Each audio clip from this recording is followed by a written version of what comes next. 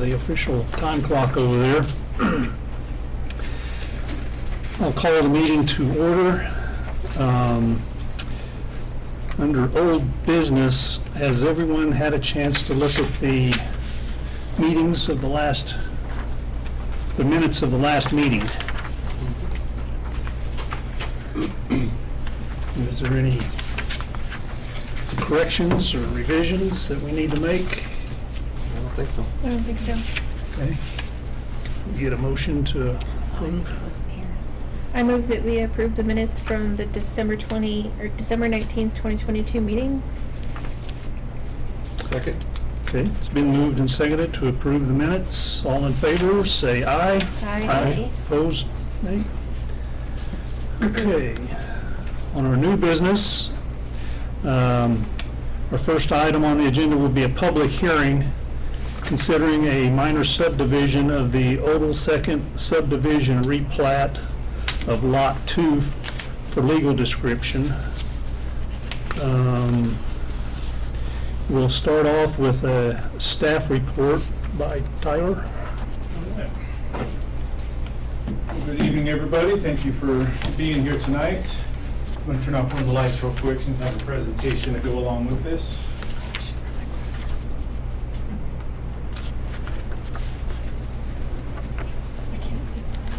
All right. So minor subdivision application is what we're looking at here tonight. The entity CBC DT LLC is requesting to subdivide Lot 2 of the Odle subdivision into two lots, a 2.15 acre lot and a 1.13 acre lot. The applicant's intent is to purchase Lot 1 once it's subdivided and utilize it for commercial retail. So on the screen, this is the existing Lot 2 of the subdivision. This is a Lot 1. I'll go over the history of it here in a little bit. Our city code, of course, does lay out the process for a minor subdivision in section 16-9-20. And basically, a minor subdivision is when the application is to create fewer than 4 lots. So again, this is 1 lot to 2. Thus, the minor subdivision process, it's a little more streamlined and simpler than a major subdivision as well. This is the overall process. You can see it goes before staff. Typically, it comes for a sketch plan review for the Planning Commission, and then it has the final. We're here for the final tonight. I'll talk about that, why that is shortly. It's basically, actually I'll talk about it now. The director, which is myself, at my discretion, can waive the sketch plan requirement if it deems that it's not really necessary to go through that process. Since this is not adding any roads or having any significant impact beyond what's already existing within that smaller lot, it's a pretty simple request that they have. So we just streamlined it for the final plat request, which is going tonight for your recommendation, which you get passed on to City Council. Public notice, all the requirements there for the 15 days. And so this is what was in the paper, this is what's on the site, and this is the mailing that was sent out to all the property owners within the proper distance around the property itself. We have submission requirements, of course. This is what we send out to the applicant. We need all these different things. All those different things have been submitted to us. There's also the requirement for anything additional that the director would have. There is nothing specific to this one. The location itself, in case you're not familiar with this, so Hospital Road, Mill Street, the Brush Secondary Campus is right down here. Over here is Ace. So that's the property itself. As it sits right now, it's a 3.29 acre property that's zoned commercial. The subdivision that split Lot 1 and 2 of what's existing, that was done back in 1999. And also directly to the north is the North Point Apartments, or the Meadow Vista Apartments, that council's real familiar with, and possibly the Planning Commission as well. So of course we look through the compatibility aspects of any application as it pertains to what's required in the code. And so on the screen here's a list of all the different components of our comprehensive plan where this subdivision, I believe, does align with that. The first two talk about supporting redevelopment efforts within existing city limits. The third one down, the goal 4.1, talks about compatibility with adjacent land uses. So there's kind of a commercial strip on the south side of Mill Street that this is part of as well. Access, roadway network, and so we're working the plat so that that's a component as well. Then it talks about overall economic development for the goal 11, policy 11, and strategy 11 there. And so this dividing one commercial lot into two further expands the economic development opportunities.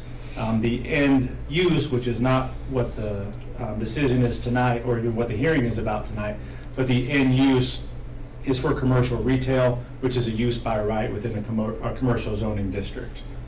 And then diving down into the details, and so this is the final plat that was submitted, so I'll be referring to different components of this. And specifically in Article 10 of Chapter 16, it provides the design standards for a variety of categories for land use. All the categories that are listed in there aren't relevant for this proposed subdivision, so I'll go over those that are relevant and then provide comments for each one of those. So number one, it does require minimum lot sizes. So for commercial zone property, it has to be a minimum of 15,000 square feet. These two lots are 49,600 square feet and 93,819 square feet, clearly meeting that minimum requirement. The lot 2 is unusual in its size. You notice here it's not just a typical rectangle or square. But given the constraints of access from the west side, which this is the primary access to the Brush Secondary campus, and then there's no access over here.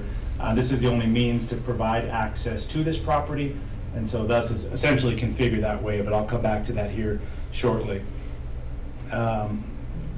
Easement requirements, a 6-foot easement requirement is what our code states, but a 10-foot utility easement encompasses both of the properties all the way around there for all the necessary utility access, as well as a egress easement right here.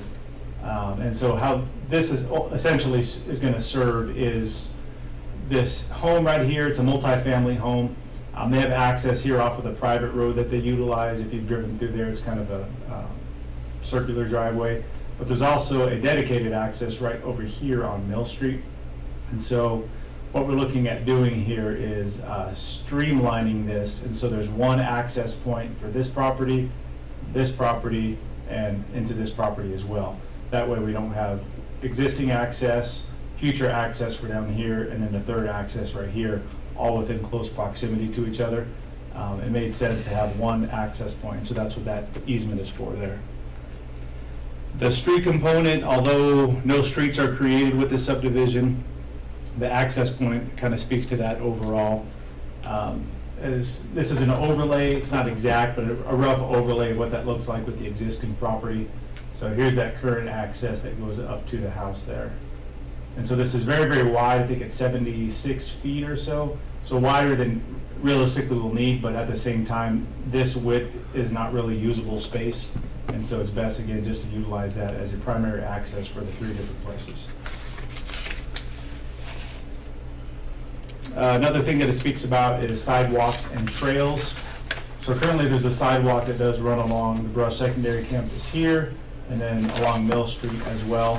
So if this project does move forward as a retail establishment, it's expected that a lot of students would likely come here during lunch and different times to get, snacks or whatever.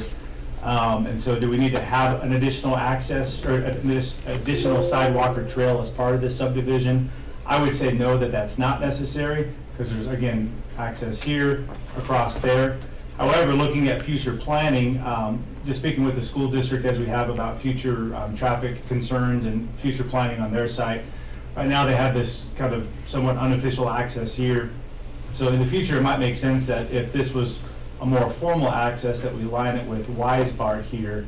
And if we did that, there's more kind of unusable space along this side.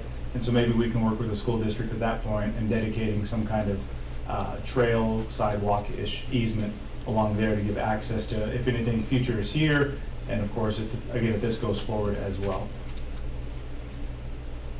And then storm drainage, there's also an easement here for a dedicated portion of this newly created lot for that specific purpose. Any future development on lot 2 down here they would be required to address stormwater at that time, depending on their use. But that is set apart specifically for that purpose as well. And so if that project goes forward, we have some kind of agreement in place with the landowner for the city to get access to that as necessary. And then all the other pieces, property users would tie into the existing line along Mill Street. Fire protection, the Brush Fire Department did look at this, they provided no comments. Sewer, same thing, they would tie into the Mill Street sewer line. And then utilities, XL has been notified of the planned use, they provided no comments. There is a power pole that comes through here, almost right down the middle. And so that's something that we would have to address with the future user of the site overall. And kind of as a side note, it doesn't specifically call this out in our land use code, but when it comes to traffic, traffic along Mill Street has been a point of concern for the city over the last 1 to 2 years. However, to clarify this application, I mentioned this before, but to clarify it again, the subdivision itself does nothing in relation to traffic, whereas the future use of the property is the real determinant of the traffic. The intended use of retail for the property goes through a separate site plan review process where the traffic is directly addressed there. At the same time, we still recognize there is clearly a correlation between the subdivision and the use, as the subdivision lays the framework for future development, and the city is continually assessing the implications of new development for this site as well as any other sites in the area. As part of the traffic study, or as part of the site plan review, is that they are required to do a traffic study, which has been submitted to the city. Citizen comments during our notice period, no direct comments have been received by me. I did receive 2 inquiries from nearby property owners that did receive the notification in the mail. So overall, conclusions and recommendations on this. Staff recommends that I think I worded that kind of weird up there. Basically, staff does recommend that if the Planning Commission accepts the conclusions from the discussion as we talk about it tonight, recommend that you recommend the approval to City Council with a couple of conditions, those being that our engineer, Western Engineering Consultants, approve the civil plans that are associated with the shared access that are being wrapped up right now. And then there's a couple of additions that need to be made to the plat itself. They need to add the word dedication above where the dedication is. Add in the notes, quote, approval of this plan may create a vested property right pursuant to Article 68 of Title 24 CRS as amended. Our land use code requires that. And then add a drainage easement to the legend. And then another part, and this will be up to your consideration or not, is simply the environmental aspect of it. And so I reached out because I was told that this site originally had a landfill on it years and years ago. And so the purchaser did do a phase 1 environmental as well as some geotechnical work there. And the report essentially came back that an old city map that our city clerk provided did show on that map, I think it was 1954 or something like that, city landfill or city dump, something like that. And there was no other documentation that they could find as well. The current property owner had let them know that when he purchased the property that he did a phase 1 and a phase 2 environmental. He didn't have access to those reports any longer, however. And so the fact that it existed in the past on some level, the geotech didn't discover anything of concern, but the fact that it was there in the past based on the conclusions that they have, that automatically leaves some element of concerns on there. And so we could require an additional condition of the purchaser that they do clear that up all the way. So that's my report on that one. Tyler, so you're saying that sidewalk, the green, the future, they're not putting that in today. You're saying that could be worked out between the school district and the property owner in the future? I guess the possibilities are endless for that. So my recommendation is to, if all this does go forward, is work with the school district to see if they'd be interested in providing an easement there. And then potentially we can find out who would be interested in putting their funds together to actually cover the cost of whether it's a sidewalk or a trail or something. It seems like that would be beneficial even with the housing going across the street. Access there, Mhm. street, Mhm. yeah, agreed. you know, it Because would, that's where the kids are gonna walk. yeah, the line across, you could have a dedicated crosswalk right there. Yeah. The shortest distance the kids will walk. Yeah, they're crossing there anyway. Now they don't have to go through stickers to get there. Right. Tyler, on that ingress, egress, easement, who would maintain that? I mean, that's like, what, 75 feet wide? That- Correct. Yeah, so that would technically be the responsibility of, and we'll have to get all this in writing, of course, but for the site plan, this will be their only access, and of course, nothing's going on as of now here. And so the responsibility, and we would put that in the conditions for that site plan approval, that maintenance be done by them. And then also add the condition, if future users come on or something like that, that some kind of formal agreement will have to be made as far as responsibility of maintenance, unless they want to keep it themselves the whole time. So it's an easement, not a right-of-way, correct? And then that will be built to a certain standard as far as that street then? Correct. Yeah, that was one of the recommendations I had, that the civil plans associated with that, because it's a private access, but it's used by multiple folks, is that gets approved by. And where does that stormwater go to? As far as the release of it? Yeah, That, I believe, there's a spot over here where there's an element that's gonna go out onto Mill Street and then run toward the drain that's further down by Ace. did Dell have any comments on that? Yeah, he and Chad both talked about that, and they both had no concerns with that. It's not gonna, yeah, just worry about too much water, then you flood someone else. The other thing I was thinking of too was where that wide easement is supposed to take care of that leftover piece of property to the south, right? So that they have. Yes. So I was just thinking, this is just food for thought. I'm not sure what's gonna go in there in the future, but one of the things that usually, depending on what does go there, the fire department looks at that to see if they have a way to get through, like all the way through and loop around versus having to put in an internal loop. So I didn't know if it was possible to somehow have that easement connect to that, I'm not sure if it's Beat Digger Drive or what's the school one, that easement there. I'm assuming that's an easement because there's a couple houses on it. Good question. I actually would be surprised if there is an easement. There could be, but the reason I say that is because both of these houses actually have an access point here directly off of Mill. Although there's an access to this road as well. There's a dedicated access off Mill Street. Oh, so that's their access point. Correct. Okay. What does that access look like to the house? I mean, is it just something that they've been using, or is it something that is actually? You mean this one up here? Yeah.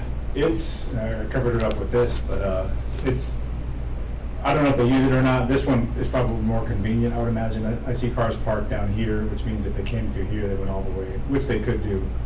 It's probably not used very often, I wouldn't think, but it has been used just based on the wear and tear that's done there. I guess I'm just curious why we're making the purchaser of the one lot maintain something that is really only necessary for the other two people. The lot that might be purchased and then the home. Because they could make an access directly off of Mill Street onto their. They could, but from the city standpoint, it makes sense to have one access. If you have multiple accesses, one after another, getting on the road and off the road can add a little more confusion. And I get that point, it's just having the purchaser maintain that property when, you know what I'm saying? Like in reality, they don't really need it. I mean, Well, if we, they're maintaining something that future benefits the other two property owners. correct, this isn't, I guess, unheard of in like a shopping center or something like that, where you have a lot of different users with Mhm. one or two different access points. Usually something bigger like that, sometimes it's a property owner who maintains that themselves. They're gonna be the highest user of that for now too. You know, they're gonna have a handful of cars in and out throughout the day, whereas they'll have dozens and dozens of cars throughout Does the that, day. does the home there have an actual legal easement right there? Or is that something that's also being discussed in this? There is no easement right now there, so I think it's just kind of historically being grandfathered in, because it's cut into the road there, so it was given to them at some point. So Okay. this house dates back, well, actually I forgot how long ago it was.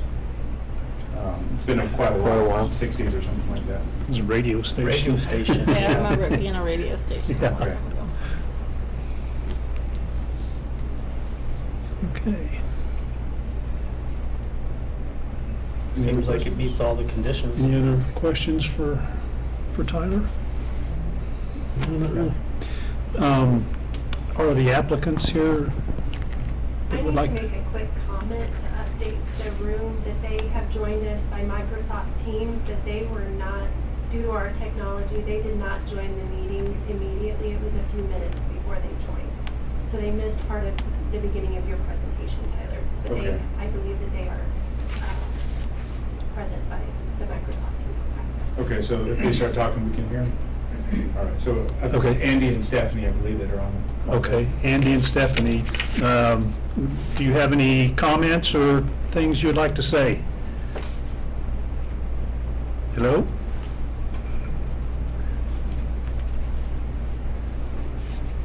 Anthony and Stephanie are not there. Yeah, this is Andy Grabber. Oh, there he is. Okay.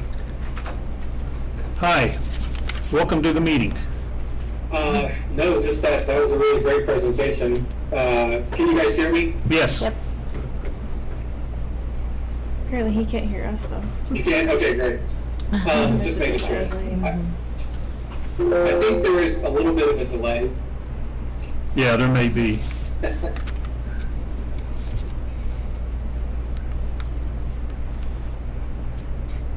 Okay, wow, there's a really big delay. That's really weird. So I don't have anything else to add. But if you guys have any other questions, I'd be happy to answer them. Anybody have any? Andy, can I ask a question? Sure, go ahead. Andy, did you want to speak to the environmental part? I don't know if you heard what I had said about that or not, but the report was there and it kind of left it up in the air because there's not a whole lot of historical data to go off of.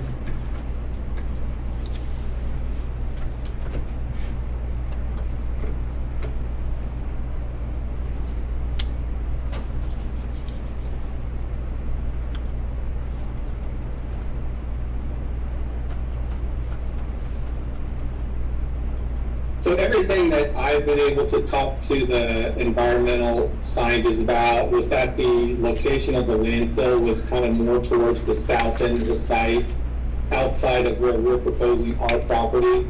Our geotech did not find anything as part of their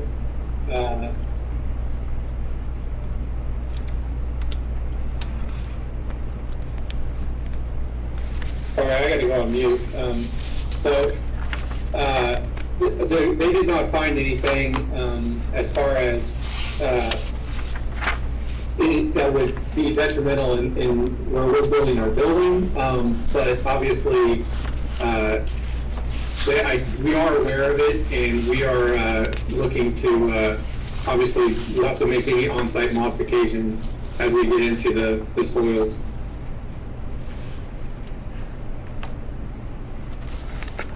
Okay. Any other questions?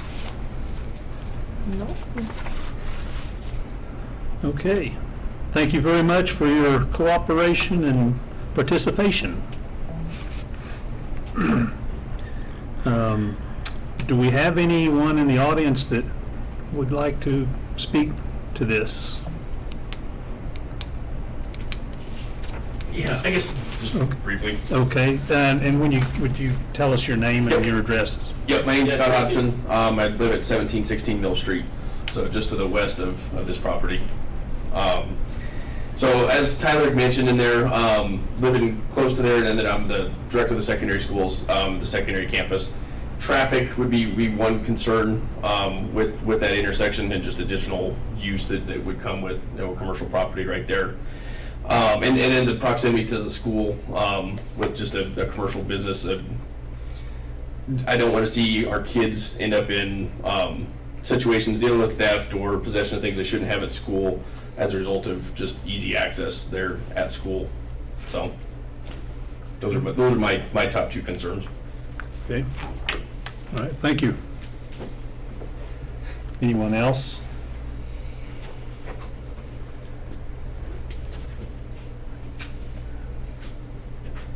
Hi, my name is Tom Odle. I'm the owner of that property. Two things, we did do a phase 2 study back in '99. It came up clean. I do have that study if it's something that somebody needs to see. On the access, on the sidewalk coming in on the east side that you showed with the green sidewalk, there is a 10-foot dead zone between the school's property and my property that has never been spoken for. So, Good place for a sidewalk. honestly, that's what ought to happen there, is it ought to be put into a walkway. And what it is, it's basically that side hill is basically a dead zone. Nobody owns that property. So I just want to make that aware. So to me, that's what ought to happen there, is there ought to be a walkway put in there. It'd be really simple. Okay. Yeah. So, other than that, that's about all I really have. So, thank you. All right, Thank thanks, you. Tom.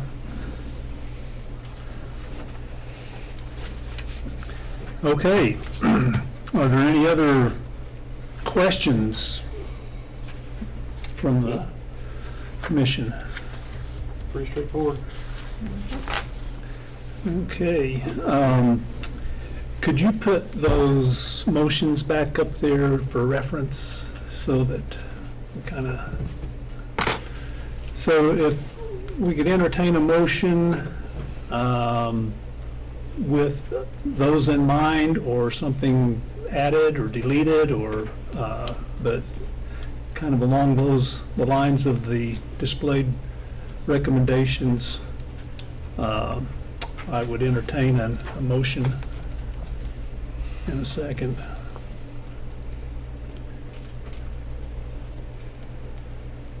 Trying to figure out how to word this.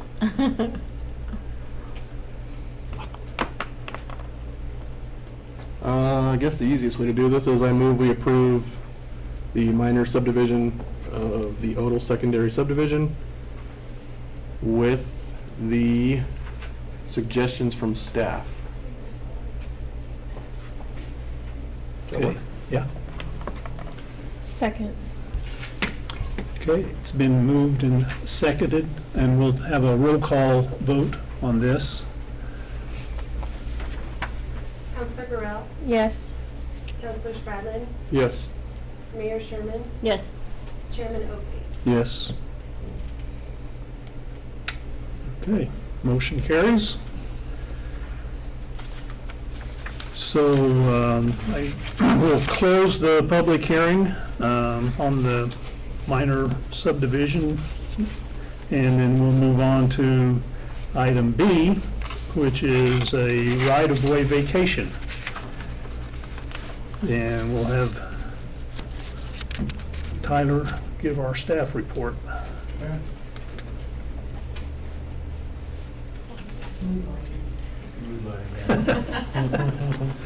Yeah, and you guys are welcome to head out unless you want to stick around. Thanks, Tom. Thank you, guys. Thank you. Thanks. All right, scroll down my notes here real quick. Thanks, Scott, for coming. Thank you. Thanks. Thank you. I think we're gonna jump off, and I think we're good. All right, Okay, thank you. very good, thank you. Thank you very much.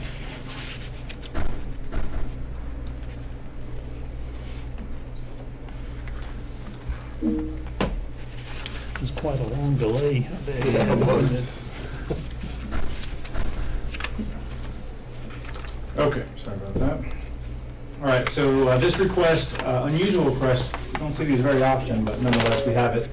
So Black Thunder Investment Properties LLC has submitted an application requesting the vacation of a public right-of-way of North Custer Street and North Cameron Street in the Brush Business Park subdivision. The subdivision is currently made up of 4 parcels, 3 of which are outlined in red there, are currently owned by Black Thunder Investment Properties LLC. I'll come back to that now, and then the arrows, those are the right-of-ways that they're requesting vacation within the boundaries of the red there. In case you're not sure what a right-of-way is, or the technical definition there, means the entire dedicated tract or strip of land, a portion of which is to be used by the public for circulation or utilities. And just like our last topic, City Code does provide guidelines for the request here, section 16-9-30. which is part of the plat correction amendment aspect. It's the only place in our code that speaks about vacating right-of-ways. Basically says that applications are governed by this section if one or more of the criteria in the next part is met, and then also those are governed by and must meet the requirements of the Colorado revised statutes. And so those two parts, this is our whole section there of the plat correction amendment that goes over all that. So it's got the applicability, submittal requirements, and the procedure involved. So compatibility, this goes back to the four things I was talking about, that it has to comply with just one of those. So I would say that it does meet one, at least two of them. The first one talks about if it amends a plat for the purpose of a minor lot line boundary adjustment involving no more than two contiguous lots, parcels, or tracts, provided that no new non-conforming lots, parcels, or tracts are created. My explanation about it is directly underneath that since the lots are all currently served by existing public roads on the perimeter, then the area of the right-of-way would be absorbed equally into the two existing parcels, and essentially this center line of the existing right-of-way would be the boundary for the properties. There would be no requirement for consolidation of the properties themselves. That'd be a different process or a different request. And then arguably the second one as well about just minimal land use impact. That's subjective, but it could potentially be that. So either way, compatibility, it qualifies for this. And I talked with Dan Krob, our attorney, about that, and he agreed as well. And then the second part of that, just complying with Colorado revised statute, that just means the definitions here. This is all it states there. The definitions of block, owner, and roadway, that this is indeed one of those things, and it is. So the submittal requirements on this,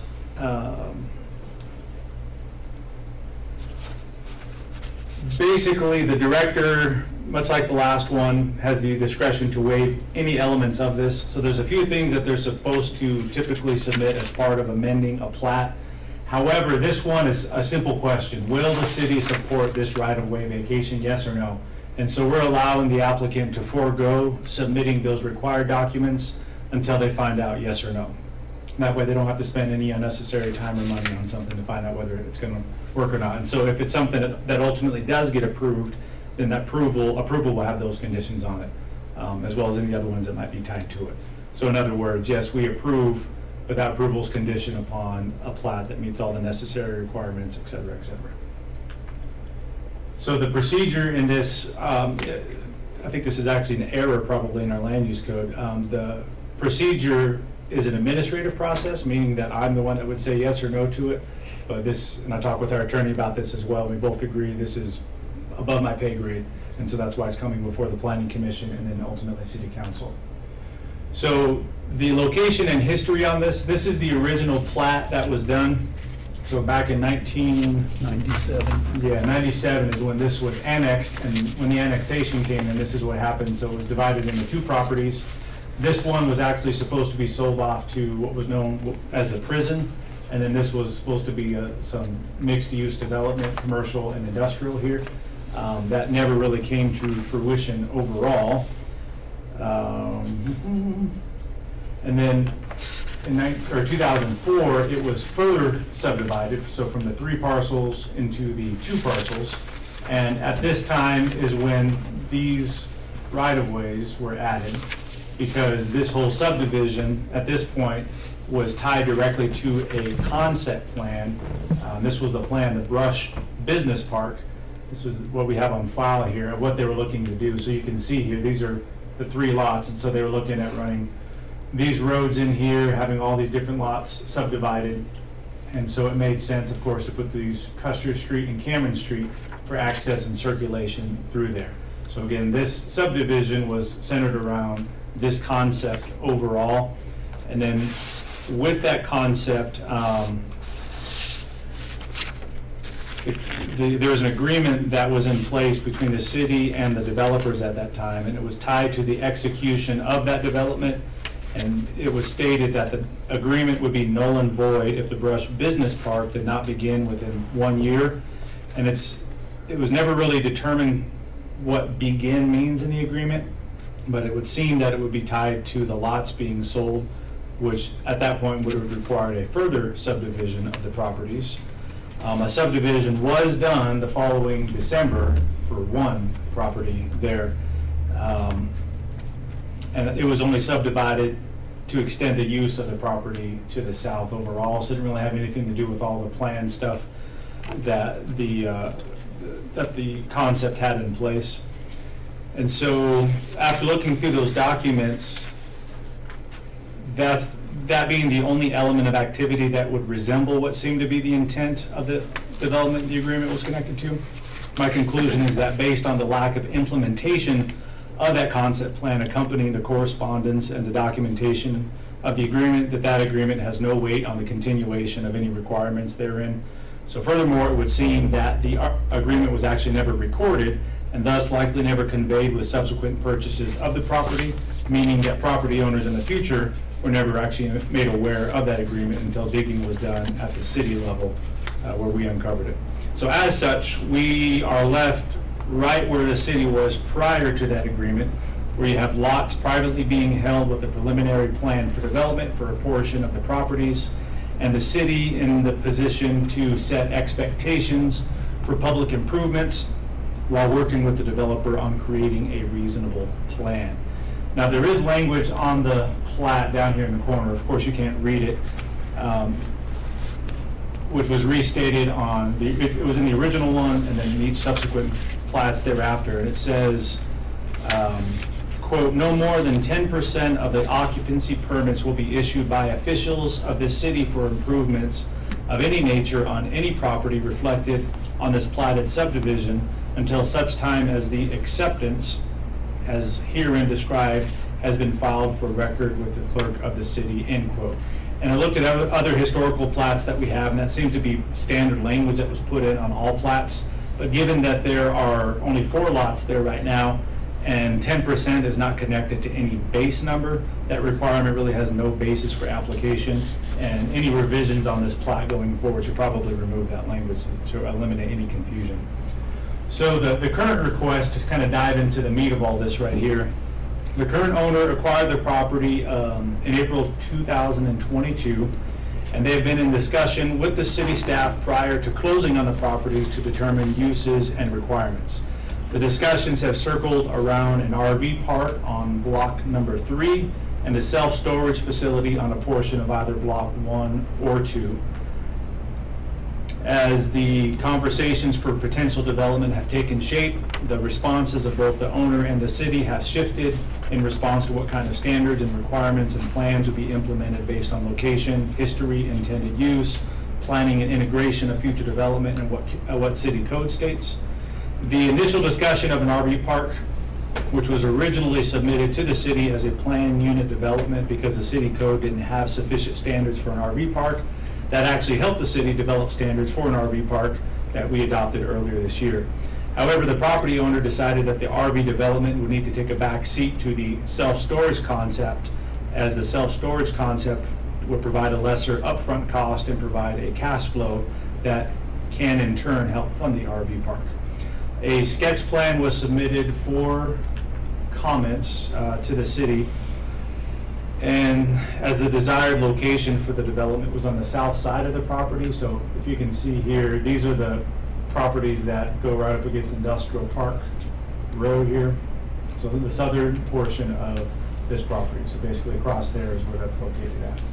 So they submitted that to us overall, and so we're looking at elements of that with them, and access to the property, of course, would be necessary, and the only way to get to that would be through the public right-of-way, from here or over here, or both. That be the case, if you've driven out here at all, there's nothing existing there. Some kind of dirt-ish road, definitely not gravel, was put in by the city years ago.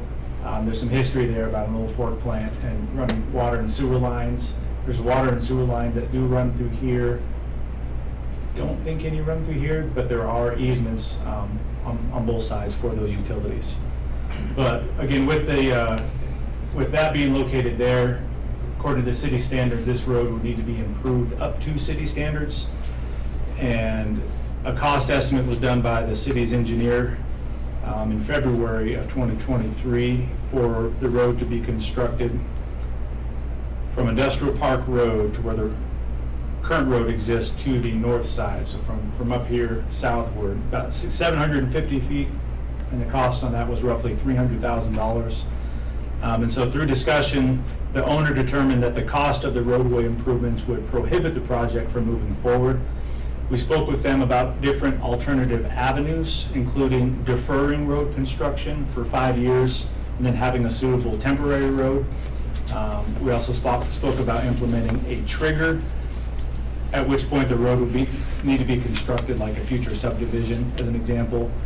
We also spoke about the possibility of implementing payback agreements with adjacent future property development. So if they did a road and then something developed over here, that in order to get a CO here, they would have to contribute, per linear foot or something like that, as an option.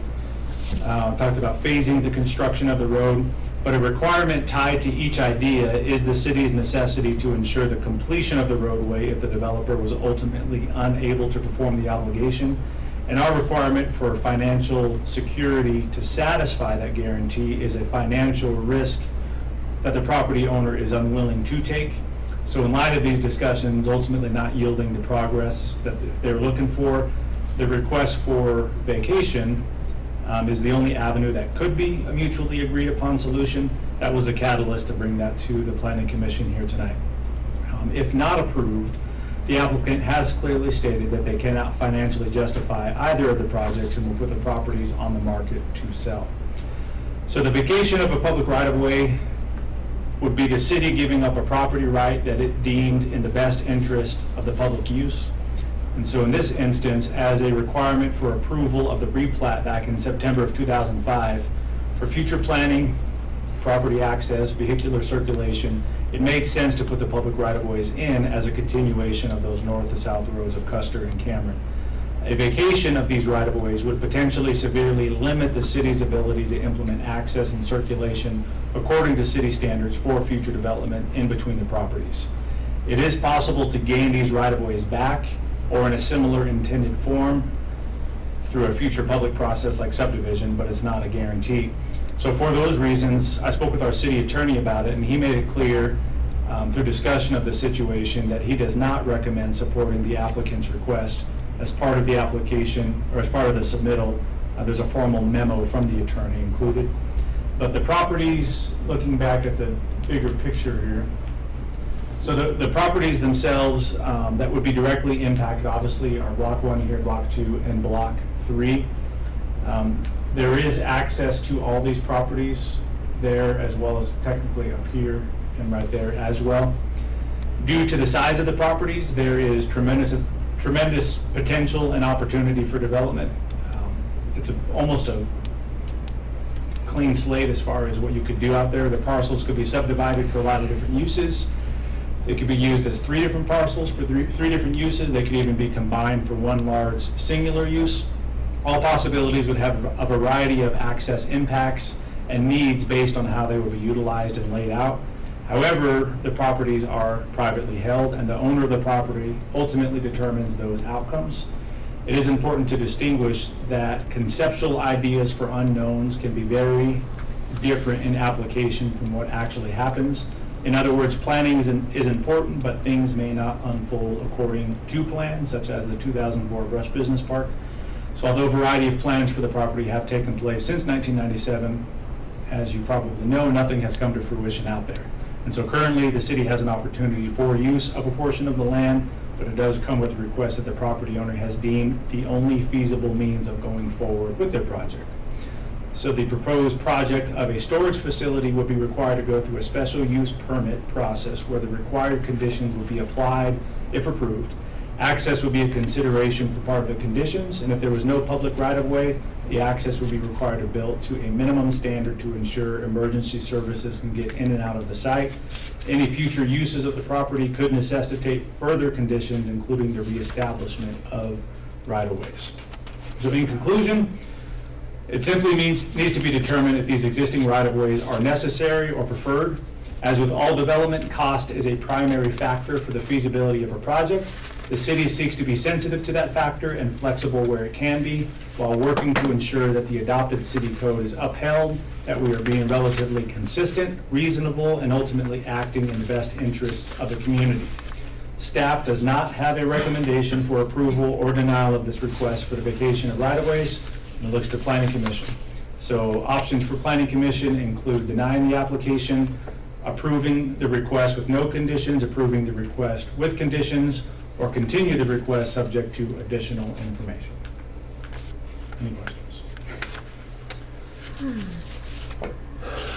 So they own the whole thing, Correct. and they have own, well, those three yeah, lots. again, there's a little corner that they don't own right there, but yeah, we'll just, for the sake of argument, yes. And they have plans, so it would basically all flow together as one big property instead of No, it would three remain separate. 3 properties, and so the right-of-ways here, essentially, there would be, if you were to draw a line right in the middle of where the road basically is, that would get absorbed by both sides. So that would become more of a private access, A private basic, road. instead of a I'd public still right build the of way. roads and everything on both of them, even though the one doesn't even exist. And it can still be a through road, but I would build them. It's Yeah. not pavement. Yeah. For, I guess, formality, the questions are for me now, and you guys get a chance to Oh, speak. and then you- sorry. Okay, yeah. Okay, so there would still be access through there. Correct. Well, it depends on what they would want to do and then requirements in place. So if you got rid of those right-of-ways, there would be no access on a plat there. So right now, there's dedicated public access on the plats, and so they're asking for the removal of those. It would still exist here, because that's not within the subdivision. So in theory, public could access through here still, and then however they configure that would be a determinant. It's right on the property line, so that would, you have to figure out something there. But access for emergency vehicles would be a requirement. Absolutely. And you did say that the city does have possibly water and sewer in the easement on the left? Yeah, I should have put that up on the map, but it is there. I looked at our lines. And there's an easement, if it's not through here, the easement itself actually might be wider than the road, I can't remember. Short answer is yes. So on the replat drawing from 2007, anyway, on the one you have up there, it does spell out that there's a right-of-way on Custer Street, but it does not spell out a right-of-way on Cameron Street. That's for the utilities. Oh, I'm sorry, no, I'm thinking about easements. Are you talking about down here in the notes then, is what it states? Well, I'm just saying if you look at the drawing, the roadway, or the right-of-way that is shown on the drawing between Block 1 and Block 2, the Yes. Custer Street, Correct. if you go up, it states there that is a right-of-way. If you look, Yeah. you see what I'm This part saying? right there. Yeah, yeah. Correct. Whereas on the one for Cameron Street, it doesn't indicate that is a right-of-way. Let me look through my plat here a little bit closer since I can't read that.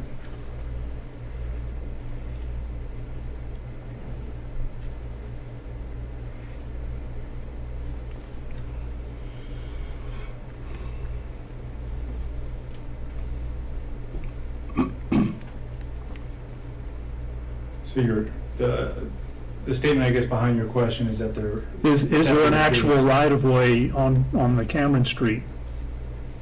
Well, as far as I know, there is, looking through So the notice on if it's in the documents, what takes precedent there, the drawing or the document? the document. Okay. So if it's written out in the document, is that possible that it, Oh, I see what you're saying. You mean the one and the same, not a separate drawing. So this is all Correct. one, so is this accurate, but if it's not reflected in there? well, I'm just saying, Yeah, I see what you're if you saying. look at the drawing, it doesn't say that there's an actual right-of-way on Custer, or Carson, or I'm sorry, Cameron. Too many I'll get all Cs. those Cs in there. Yeah, good question. I guess the implication is that was intended to be one. Because it doesn't show any utilities or anything in the drawing, but, It does have boundaries on here, though, for the properties themselves. And it does speak, it has a 60-foot up there, denoting that it's a 60-foot width, and so. Good question, that's almost an attorney question there. Yeah, I just noticed that, but Now, I would say it is, because up here, looking at it now, that does not speak about, that says that 20-foot easement and right-of-way to the city of Brush as described in there. And so I would guess that the easement itself is why that's called out like that, because there's an easement within the right-of-way. So I was wrong, I was thinking the easement was wider, it's only 20 feet. So the easement is within the right-of-way. that says that on Road 27.5? No, on Custer Street. Yes, yeah. But I'm just saying that there's no statement to that fact concerning Cameron. Yeah, I understand what you're saying. So we'll seek legal clarification on that. Has it been looked into just to gain access off of T5 or off of T We did speak about that. and then not have to have a city street? Yeah, so like right here, for instance. Yeah. Yeah, that is a possibility. We did speak about that. We did confirm with the county. Both I spoke with them and the applicant spoke with Nicole, or at least her office over there in planning and zoning, and then Nicole pointed us to road and bridge. And they said, yeah, that's something that can be done through the proper procedure. So wouldn't that kind of kill two birds with one stone? Well, Keep these right-of-ways and... So they're wanting to put it down here for topography reasons, and so they'd have to bring a road all the way through that property, so there's more cost there. In theory, they could move it up there as well, and then leave it as is and then address the rest of this. Well, I'm just curious, like, so if they put it where they intended to put it, would the road coming from T have to meet city standards, or since it's on private property, could it just be a dirt road? It could just be a dirt road, correct, but it'd still be a significant cost for that far. I don't know what the cost would be, but that's really on the applicants. I don't want to speak for Like, I was just them. curious if that avenue had been looked into. Yeah, we did talk about that. So if the right-of-ways are vacated, what's the cost to the city? I mean, all they have invested is the utilities, right? Well, and the utilities would remain, we've The spoken about that, utilities. we would still require that easement. The easement, but not the right-of-way. Correct, so what would it cost the city, like financially or just practically? Well, I don't know. I mean, that's been vacant out there for 25 years and nothing has ever happened. So the cost on the city, financially, there'd be no cost to the city overall. Obviously, the city overall would like to see development do something happen out there, see property tax generated, whatever, maybe spur additional development, who knows? The attorney in his memo in there spoke about the cost in like an intangible way. Is more so that we lose control over those right-of-ways and potentially forever. So, as an example, if they wanted to, let's say, develop each of these out separately and have access from Road T there, is that any internal subdivision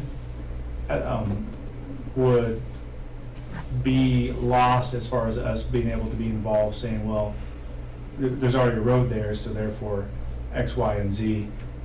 This lays out the framework for development for us that we have a say in to ensure things are up to city standards, so we just forego that, potentially never getting them back. I made the comment in there about we could potentially get it back because if they, for instance, wanted to put their project up here and they got the rest of this, however many acres, and someone came along and said, hey, I want to do something here, they would be required to subdivide it at that point. And so it would come back to the city, and so as part of the requirement, we would say we have to put in a right-of-way, whether here or somewhere else where it made sense. Have you had conversation with the Danielsons about maybe a trigger mechanism or some of those other options? I mean, would any of those have potential possibilities to make it work? The pushback, if I can put it that way, was still tied to what we typically require for guarantees, that if say they go here with their plan, and we allow them to have a private road, but if anyone else wants to come up here and do a subdivision, because we have this right-of-way for them to access through here to then that property, in order to be consistent, we want this road to be up to city standards. And so it would then require, we wouldn't want just a portion of that up to city standards, we would want all of it up to a certain point up to city standards. And so with that, they would be required to put up some kind of letter of credit or whatever it may be, so the city would have access to those funds if they weren't able to perform on their side of things. So that puts financial obligation on them that they didn't want to take on. So, I mean, right now, we don't know if they have any plans to subdivide it. Correct. There's so many things you can do out there, it's difficult to say. Because you could subdivide I mean, this and into they 20 thought they were different gonna do parcels. something with it back in 1997, and Correct. nobody did. I mean, to just hinge on what may or may not happen just seems hindering, you know? So we're basically wanting to vacate these right-of-ways strictly to save the cost of the building the road into accessing that particular property. That's the whole purpose of this. Correct. Is there not a way we can, trying to figure out a way to tie this in with the fact that the city has utilities there? Yeah, the utilities will dictate a lot of the development in the future, because you're not going to build a building right over a sewer line unless you realign the sewer. So can any future subdivision, and I think this is kind of what you were just saying, any future subdivision would require roads to go in?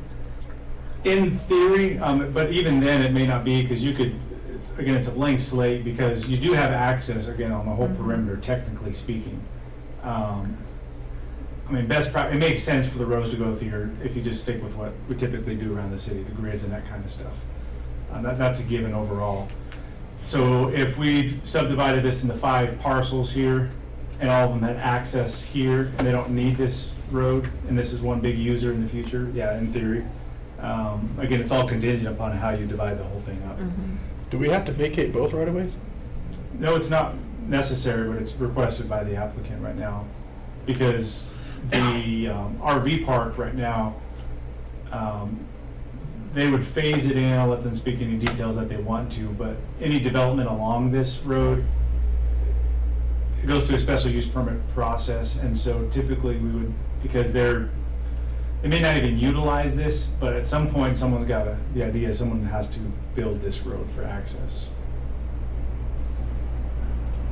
But if there's another access to the RV park, then... Yeah, because, to Justin's point earlier, look at the access here, sure. Yeah, they could go through the county and get access to that. But that's in county, this is in city limits, and so really it's city council's determined at that point for the special use permit what would be required. Staff would have recommendations for it, and a lot of that goes back to city code and consistency, what we've required elsewhere. I think that's the challenge, like with Love's, they had to build Cotton Street and put that in there. The CLP guys, local farmers that got together and did that, they had to build streets out into the agri park. So I think that just goes along with development. There's so much infrastructure that you have to anticipate for development. And if there were no utilities, I probably wouldn't worry about it too much, but I feel once there's utilities there, there's been a plan to put in a road, or there's existing right-of-way, and the attorney's recommending against it, that's what worries me more than anything else. Because the next developers that come in and want to develop, you have others that want to annex in, and we're telling them, if you're going to develop, you got to put in a road, and stormwater, and utilities. So that's the hard part, is trying to keep a consistent land use program, but changing the rules for different individuals. But this is all privately owned property here. I mean, and you can still have your easements for the utilities, but, I mean, like out at the port plant out that way, I mean, the city owned that. And they paid for the improvements, the roads. City didn't pay. That was just part. That's what I'm part of it. saying. It was city-owned, not privately owned property. Yeah. Well, that's my opinion, I'm just saying. So they could, I mean, if they developed it further, they could require any future development to help them pay for any roads that they would need to Yeah. accommodate any future growth. Yeah, I'm curious why we even have to do a trigger mechanism. I mean, even if we kept the easements in place, the landowner themselves could require whoever uses the next portion of property to build the entire road. Like, that could just be a condition of sale. Right, and I guess the challenge with that is that you're kind of, the further away from here, we'll say that you get on having a non-city standard road, the more expensive it's gonna be for everyone else, so that's a deterrent for future development. Well, so is taking away the easements, in my opinion. Well, Because you're taking away access to city water and sewer through one aspect of one lot, possibly the other side of the lot. are you referring to easements or right Or of you're ways? taking away, with the one right-of-way and easement that has the city sewer and water, that if you subdivided block one, or the rest of block 2, you've made that more challenging now in the aspects of getting to city utilities. So The city streets are a very easy way to convey stormwater, water lines, sewer lines. Correct. So. But you still have access through the easement. I mean, if you needed to. You have access to the easement, but I guess the way I'm looking at this is like if it was platted off, in multiple lots, getting those utilities to those lots, it's easier to convey that through a city street. You see what I'm saying? Rather than just in the middle of a dirt field. So, and then, I guess I'm really unfamiliar with what's on the west side of block 2 or block 1 there. Over here is That's it's out of city limits. Oh, okay, so it's not even That's that. 27. Yeah, there's a proposed solar farm going on here, 46 acres or so. So Cameron Street, does it go through? Mm-mm. So it's not even a road now, Yeah, there's nothing there, whereas Custer has a dirt road that goes a dirt road. A trail. trail, sure, yeah. Okay. So it's not a road that we're using now. No, yeah, And it's if not a they city develop road. there, I think there's the city put access it in to a long time everything. ago, someone went through with the plow or something. I'm Yeah. not sure what the history is on that specific. I mean, they're looking at bigger projects, not putting a bunch of houses, but a bigger project that would only need, 1 or 2 access points. Right now, everything is zoned industrial up there. In theory, someone could request a zoning change at some point, but ever since it's been brought in, it's been commercial. This one, clarify, this one's commercial, these 2 are industrial. Okay. This one being right along Highway 71. Can we have the Danielsons, you have anything to say in reference to any input? If you want to come up to the Okay. podium. Yeah, like the roads, we want to vacate, but I'd still build the roads. I mean, they'd be way better than what's out there now. I mean, I'd do the chipped asphalt and stuff, widen it and stuff to the same size as the city street and stuff, and I'd maintain it better, I hate to say it, than what's out there now. I mean, all the industrial park streets need a lot of work to it. There's potholes and cracks and everywhere, where I guarantee mine 2 would look way better than that. It's just, that's just my makeup. I'm just that picky on stuff like that. So if you're gonna put the roads So- in anyway, what are you hoping to accomplish by vacating the right of way? I cannot afford 300,000 for 750 feet of road. And you'd have to, if you go out there, if there is the city sewer line in the middle of that one, I'm told by Dale that it's not at grade, so it needs to be lowered. So the city needs to lower that before a road could even be built there, to have the water flow the correct way. Otherwise, if you go out there and survey it, it's like a 4-foot jump. If you Because it's a hump right there. And our whole thing is. So we build the road, and then all of a sudden you got this 4-foot jump to meet the rest of the dirt road.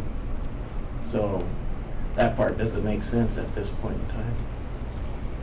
So, let me ask you this question just purely because I'm completely unfamiliar with the property. Why do you have to go 750 feet to the entrance? That's what they're required. From the city. Yeah. That would take it from Industrial Park Road to County Road T. No, it No, would take to. just to the end of the To here. property. Right there. Oh, to the end of the That's property. And that's Of the where, storage units, but we'd like to further it out later. at the end of that storage unit, that's where the road Oh, climbs. okay. That's So where is that between 1 and 2? Or is that, where's that, Right. right Yeah, there? yeah, Okay. correct. So that would just be half of Custer then, that, or approximately, that would be done to city standards? Probably roughly right around here. So this part's not constructed to city standards. It's right down, almost to where Industrial Park Road is. So from there up to about there. And that has never been done by the people who are there now, the Yeah, business. the two businesses on each That's not- side, so that they should incur some of that cost anyhow. Or, they're not doing it, so, not to gaslight, but, and it's like, we just want to do 2 new businesses, bring good business to Brush. We appreciate the code for the RV park. We just had to, because that was in process, we decided we're gonna start with the storage units. They're much quicker to go up. We can get some revenue going, fund the storage units, get rid of the prairie dogs. We just really would like to benefit Brush. And the thing is, the trigger point, they talked about a letter of credit of $300,000. It's like, we're just not comfortable giving the city an open checkbook Well, for $300,000. like even for the RV park, that's the structure for the service building there. Yeah, So so, I got an estimate on that from Keith's Construction to build that, and it's a unique design that I want to do there to make it really cool looking for and something else. expanding the storage units further north. Once they fill up, then we can expand. We'll just see how that all goes before we make that decision to be fiscally responsible.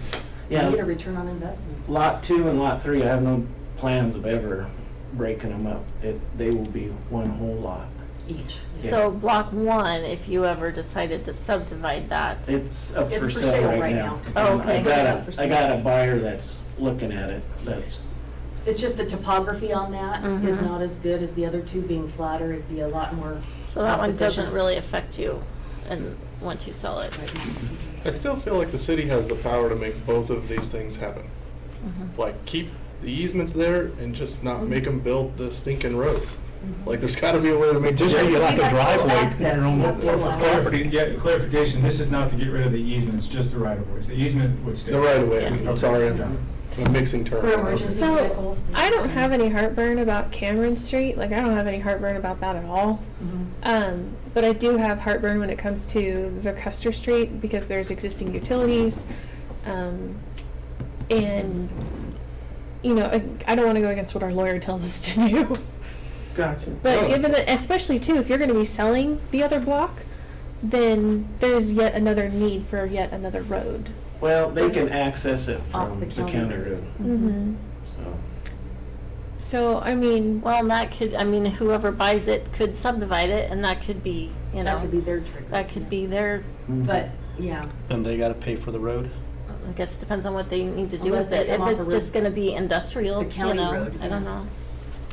It's just, we'd like to It get just seems something a done. lot Like, to expect when we are trying to encourage growth, I agree, and I feel like that's where we have the power to say, keep the keep the easement. right of ways, the right of ways, and just figure out a way to waive the portion, just that short little portion to their drive until something else out there happens.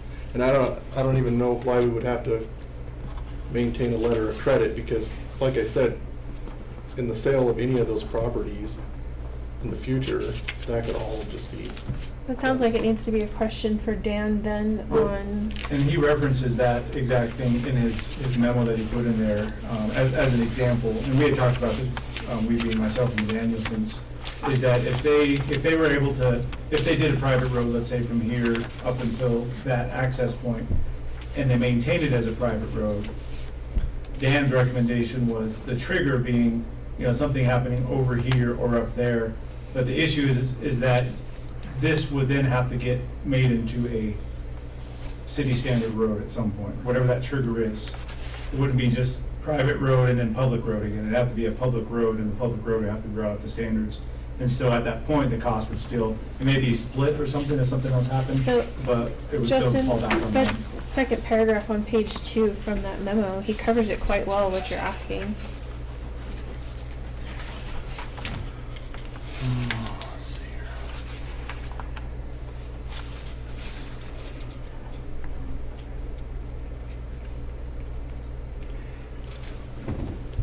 I don't know, I think, my opinion is that the city may have jumped the gun putting in those utilities there. Had they not been put in, we wouldn't be having this discussion, I don't believe.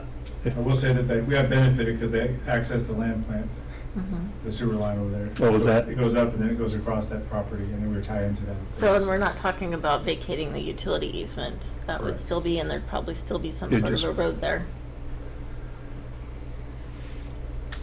It'd just look nice if it was better maintained and done right, And for and wider. 30 years, nothing's happened. I Yeah, mean, they've right. been the same way. And if we There's keep doing access, this- people going through, nobody maintains it.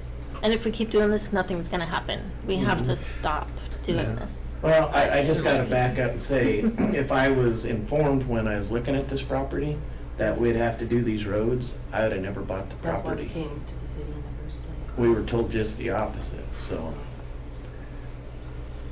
I would hate to see the city miss out on new businesses and the economic benefit that the city would have with something happening out there. Mhm. Especially an RV park is gonna bring people from all over, and the access is really easy, so hopefully that would spur other businesses to do something. as Well, and just the taps, all these Yeah, utilities water been sitting there forever. Yeah. We buy taps for sewer for the storage system and a water tap, and then the RV park's gotta have water for the whole park Taxes will be- and sewer. So there's some more taps there, plus the structures for tax purpose. Right now, it Yeah. doesn't look that pretty out there. It could at least look a lot better now. I still like Dan's suggestion. I think that it's probably gonna be the best route with the utilities already being there and already going to another business.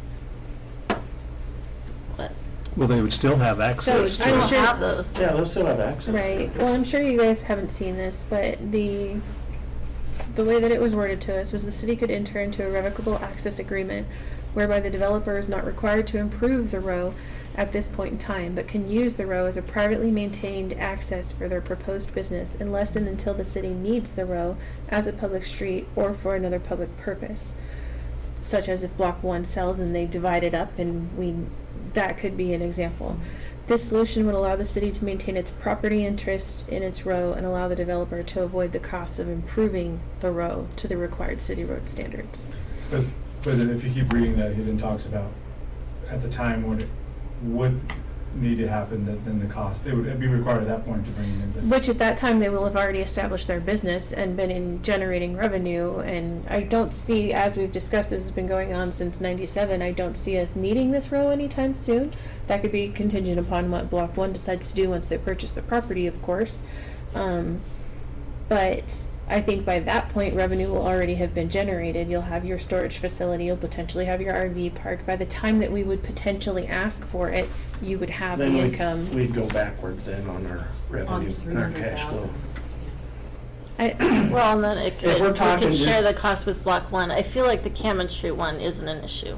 Yeah, I agree. It's the Custer Street, and it's still an access. It's just not gonna be a public road. It's not gonna be a pub, there's no, I don't- it's never 'Cause been by- accepted by the city, there's not street signs up. Yeah, we're it's not maintaining it maintained by now. the city. You're not losing, So what is your reasoning for not wanting to bring the access off of T? Oh, we can. and just do your own private access We could there. do it that way and I've go done to it many both times with other properties. properties, and it's not that hard to do at the So county. if that's, as long as we could get rid of the, vacate the Cameron and not even worry about that, we could come off of T. Because it's like, what, 600 feet from 71 that we have to, Because you were thinking about extending to the north anyway, correct? at some point. Yeah, we, Because that would kill two birds with one stone. If you came off at T and we could leave the Custer Street right of way there and vacate the Cameron Street, because it sounds like, you're gonna do, hopefully, the RV park in Block 3, correct? Storage in Block 2. And that would leave a right of way for something possibly to come into Block 1. And that could be subdivided however in the future. I was wondering what you were looking at. Didn't see it. I'm just looking off the stage. So I guess speaking to that again from a city planning standpoint, typically what we would do, and again, that would go through the special use permit, and so the council would be the ones to say yea or nay on whatever conditions, but normally for kind of development, help them pay their own way sort of thing, is because they would be going down this way, and they're the first ones there, that's always the kind of the risk in that, is that you typically would require improvements adjacent to. Don't even come in off, right there, come in off the Well, center yeah, of the exactly, property. but, yeah, I understand that, but as a means of continuation is, you're just pushing that cost on that person, making it harder for it to come down in the future, as opposed to, that's kind of Dan's argument altogether, is that the city maintains control over that, then we put requirements, okay, then you need to do, if this is 300 feet deep, then you need to do 300 feet of road. That way the next people come in, they can do their portion of the road. We don't have to Portion ever of the road. require a road there though. Say that again? We never have to even require a road there. No, we don't, correct, but So- from a planning purpose, it's kind of like, you just kick the can down the road, I guess, for those requirements. I don't have a problem kicking the can down the road for Because people we've that got the want to can do right something now. with it. Yeah, the can's been kicked to them, it wasn't done here by these guys, the can was kicked. These guys who started the whole thing, they were supposed to have done it, that was never And I don't established think by they the should city be held to corporation. that. They I got just kicked really down the road. disagree with that because, I mean, if they weren't aware of it, it didn't happen in '97, it didn't happen in 2005. We finally have somebody that wants to do something with it. I mean, this is, I just think that we need a fresh start and we need to just, there's gotta be some sort of, a spark. And we're self-funding it. We can do it, but we're self-funding it, and we're not a multi-million-dollar corporation like Love's and the Yeah. plant. Sure. Well, this is no We're mom and different pop. than like what we're dealing with off Mill Street to the school district. I mean, they're accessing their property right off of a city street using just dirt. So if they access their property off of County Road T, and they could kick the can to whoever buys Block 1. You know what I mean? So, Sure, and that's really upon, city council if they want to kick Trying it to- in, as you referred overall, so. I'm trying to make, Yeah, and I get it, I want to see development happen as well. yeah, the right of way makes sense to me on Custer. It doesn't make sense to me on Cameron. Agreed. But if we could figure out a solution to accessing and to where they could still do what they wanted to do, but not require the Custer Street road improvement at this time. Because we got two things going on here. We're either gonna lose what's gonna go out there completely, or we're gonna lose the right of way. So if we can make both those things happen, keep the right of way, and get the improvements to happen, I feel like that's the avenue we should go after. And if whoever purchases Block 1 wants to access their property off of County Road T, then that never needs to be a road. But we still have the possibility of, in the future, if it ever needs to be. Either that or, with me, I like stuff to look nice. That's why I would just soon do the roads right. I just can't pave them, widen them, make them compact enough for a fire truck can go down and get to all the fire hydrants and stuff. You got your flow through there, like you guys want. And then if there is a trigger point, like, let's just say I'd agree to if I ever wanna subdivide lot 2, which that will never happen, then I'll pave a street.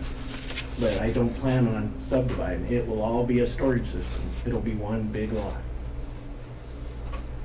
Yeah, and to me, I just don't see why that needs an improved road. Yeah, Next. and we have plenty of other storage units in town that do not have improved roads through them. And Tends to be Dan, in his RV suggestion, is storage. not saying that it has to be an improved road. He's not saying that they have to develop it, I mean, his suggestion perfectly fits what you're trying to do. Yeah, just. So we could leave the Yeah, right of way that's what they on needed too. Custer Street, No, fine. just not require them to pave it at this time. Yeah, I don't see a problem with that. Like, I get from the city standpoint, I get what our ordinance says, and I get what Tyler's saying about future incurred costs. But say for suggestion that whoever purchases Block 1 is a multi-million-dollar corporation, let them deal with the road. Yeah. You know what I different mean? story. So, I don't know. I want to make both things happen Something somehow. moving. I guess we just need to figure out the best way to do that. Yeah, so do I, but I don't have the authority to make that call, that's right. That's why we're here. So do we need a motion? So, do we need to have this like reworded so that Well, we just do that in the motion? Or we could just, could take a motion that they allow them to vacate the Cameron Street right-of-way? Yeah, there's no template for you guys to go off. But we gotta so figure out. Your call. It's making a recommendation to It's a council. recommendation to Yeah. council, yeah. And But then you council got- decides what, so like where in the motion does it need to say that they don't need to improve the road? I think Do we I've need got to do it. that now, or is that something that needs to happen in council?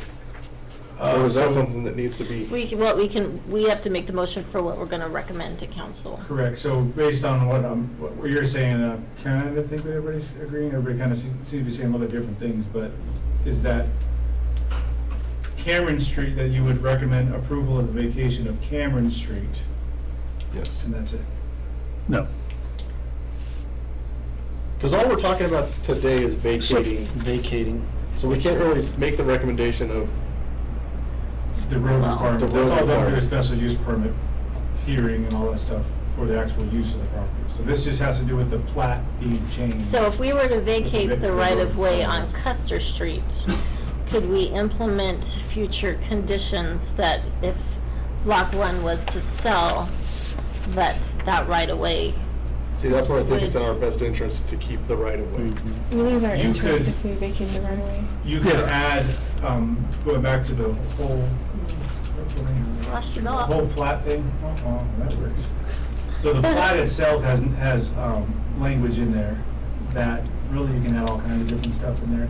I mentioned earlier about it saying that no more than 10% of permits shall be issued until public improvements are made, et cetera, which is just standard language that was put in that makes no sense. So you can actually add specific kinds of requirements in the plat as a recorded document going forward.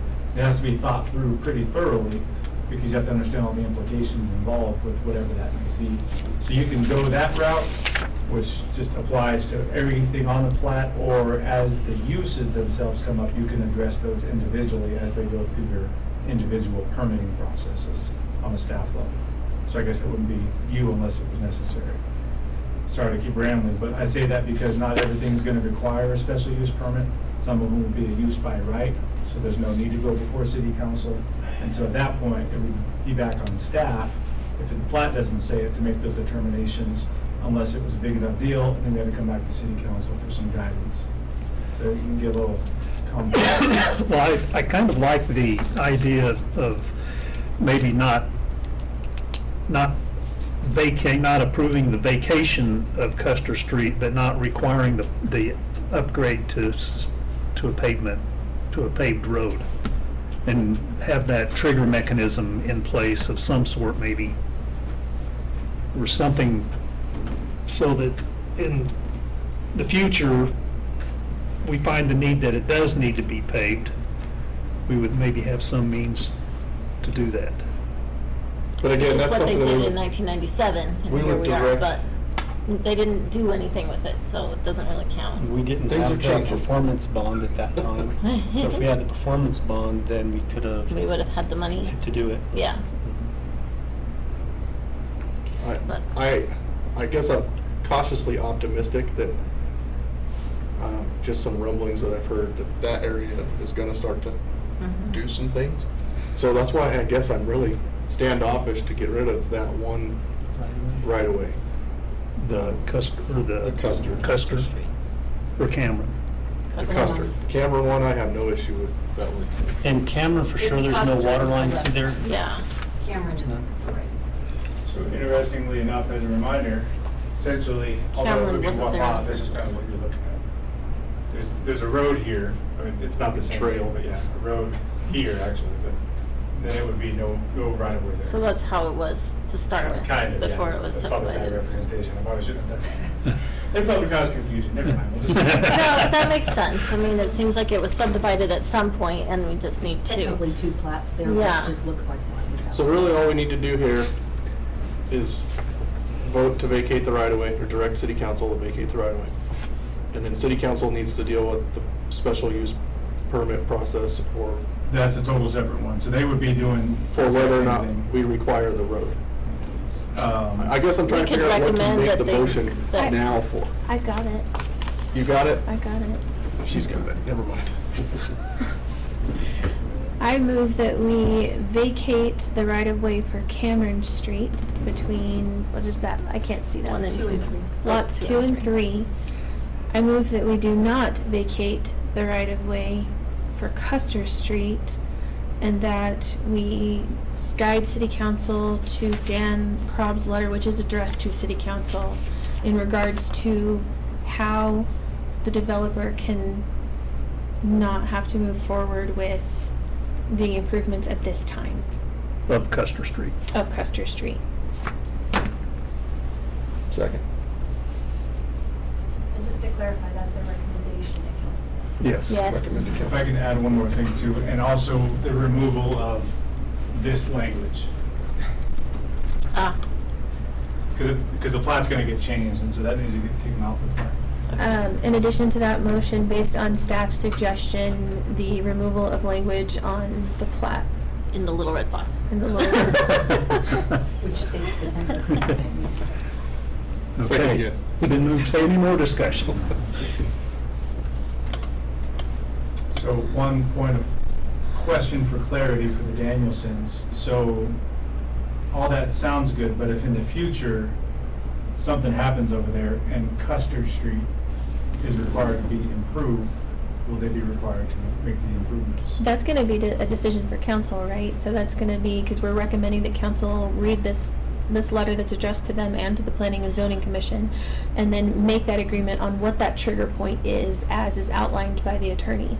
And so I think that that's a conversation that needs to take place on where it's comfortable for everyone to have that trigger point, and making sure that staff is satisfied as well as the Danielsons are satisfied. Well, and if they sell it, that could be a shared cost.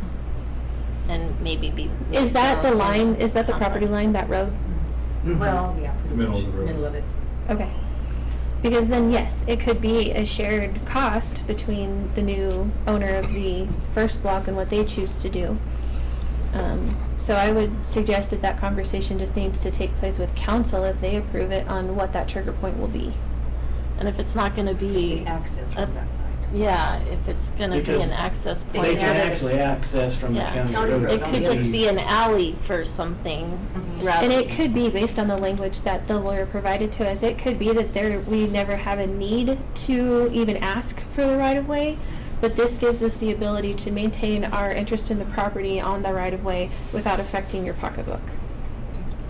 I mean, you could make the trigger point simply just that if the future property owner of block 1 chooses to make their access right on that right of way, that they're responsible for the, Exactly. Yeah, that's fair. I mean, because like I said, they don't have to even access it right there. And the Danielsons don't have to access it right there. They can access right in the middle of block 2 of T if they But want. it could still be an alleyway if needed. I mean, Yeah. so you're still gonna put the. Just an easement. Yeah, it's just an easement. Utility through there. easement. And there will be room for emergency vehicles to get in and out of the RV park especially. Oh, yeah, There's fire hydrants. I submitted that Yeah, down to there. the city Yeah. what should be done correctly throughout the RV park, or the standards of the industry. I think we've seen that already.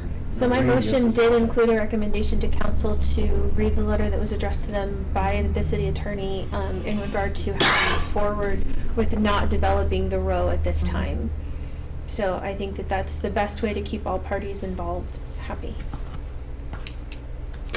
Should we put a sunset limit or a, I think the council has to do that, don't they? I mean, you guys I can mean, do whatever you want. would say that, at least for a minimum of so many years Yeah, or if it's something. not done within 5 years, then I mean, it's, something, yeah. Who are we sunsetting? it would not have to be done within the next 5 years. Mhm. Yeah, because if you guys don't do anything with the property, something happens, then all this could just go away. and- Or something happens tomorrow and they say, oh yeah, we're gonna, we wanted, somebody comes in and buys your lot over there and they want to put that road improvement in, but, Offer we can't refuse, yeah. But, I don't know, I don't want to muddy the waters with that. I still think council can probably address that portion of it. So, I mean, if you want to, we can make a new motion and start over. I don't think it's, Vote on I don't the think we motion need- that's out there right oh. Oh. Yeah, we still need to vote on the motion that's out Yes, there, yes. which has been seconded. Okay, it's been moved and Do you seconded. need me to rephrase it, or to re-repeat it, or again, Amend it? amend it? I just say that because I Miranda's over there understand what the going, motion is. "What?" The motion that I put onto the floor was that we approve the vacation of Cameron Street. We do not approve the vacation for the row of Custer Street, and that we recommend to council that they refer to the letter from the city attorney, which was addressed to them and the Planning and Zoning Commission, in regards to how to move forward without the developer having to develop that road at this time. That was the motion. with the amendment of removing the language on the. Yes, with the amendment Yes. of removing the language. Is that good for everyone? Mhm. It was seconded by Justin. Okay. Yeah. Yep, I'm good. Okay. So all in favor of the motion signify by saying aye. Aye. Opposed? Okay. I should have brought cookies. Right? Don't bring him yet. That would be bribery, and then we'll all be in trouble. Thank you, guys. Yeah. Thank you. All For coming.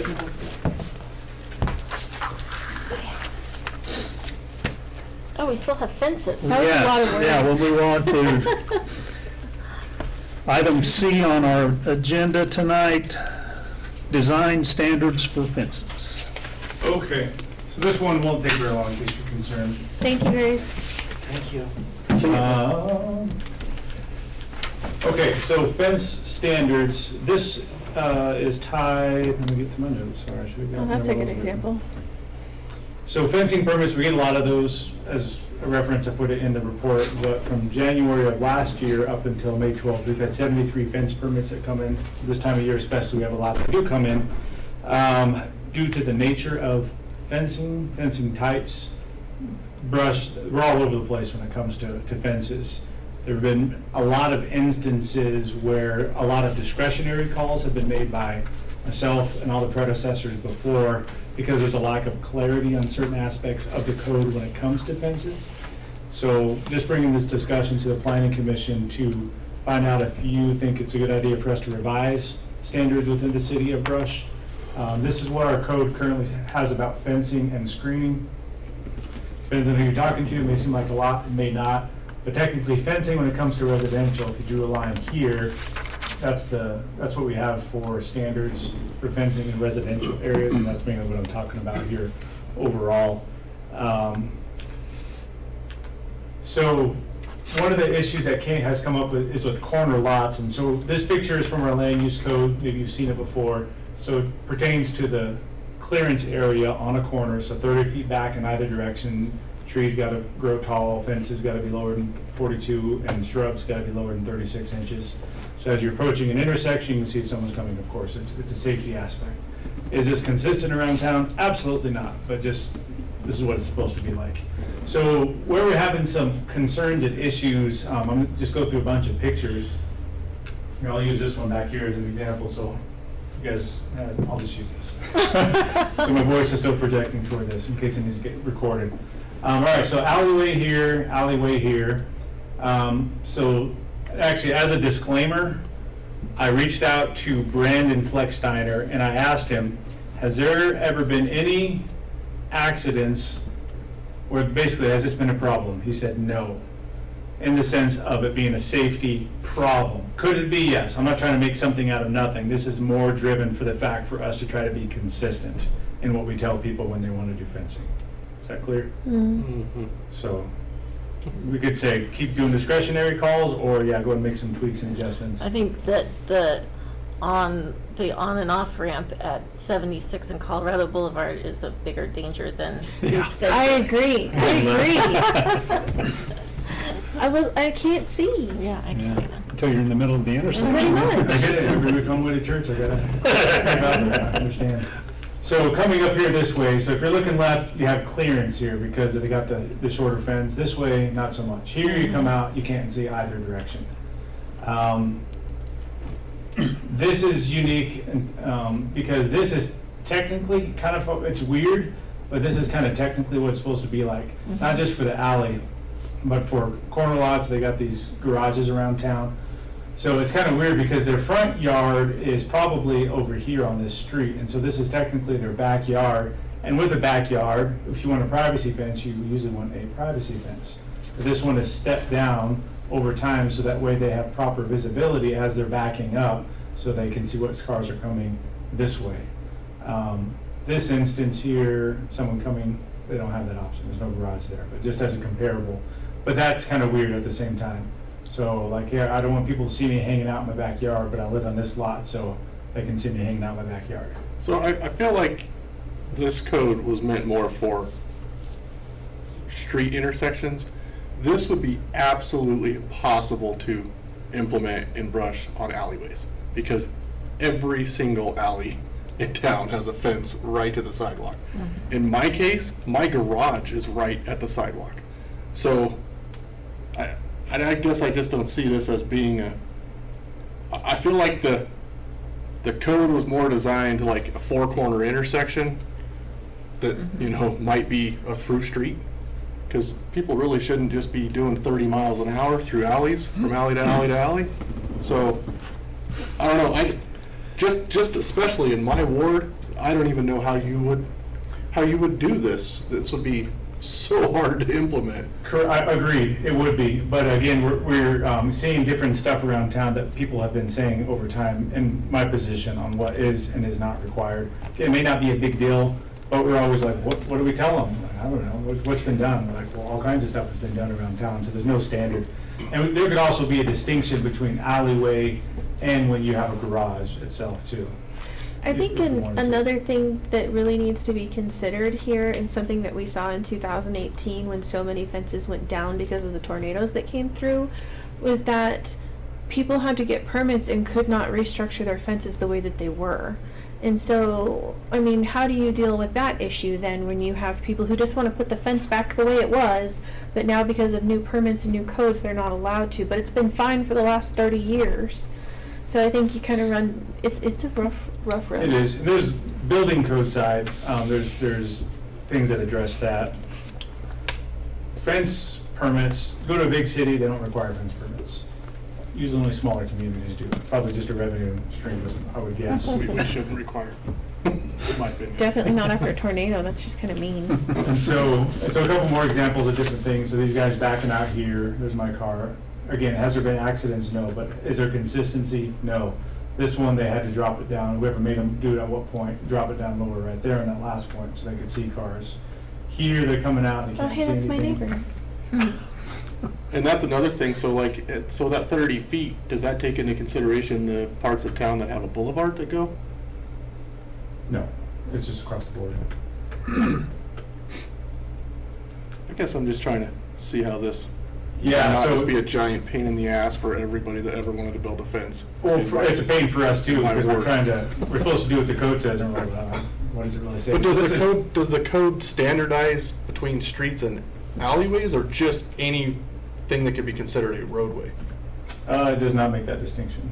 I would Maybe probably agree with your overall aspect of it, being on corner lots, on the main roads, probably not the alleyways themselves. But again, I'm speaking to the inconsistency that's been required of people over time and how they interpret the code.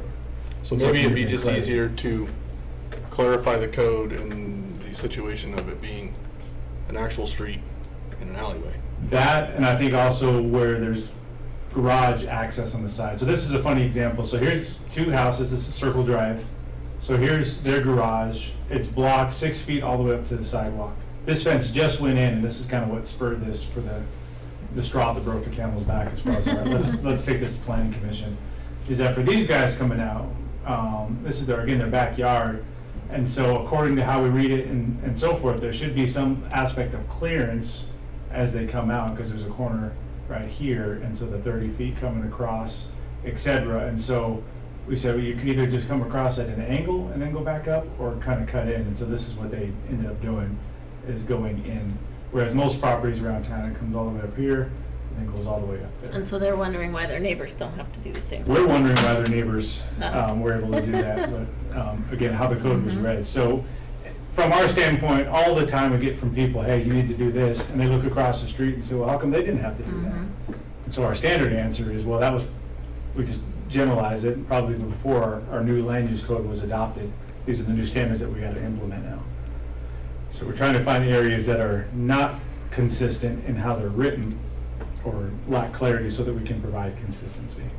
That way we don't feel dumb all the time when we're like, I will tell you this, and maybe this doesn't put any bearing into this conversation, but in every attempt I've made to do something in my yard, the ordinances have made it a pain in the ass to just get simple things done, like put up a garage. So I don't want something like this.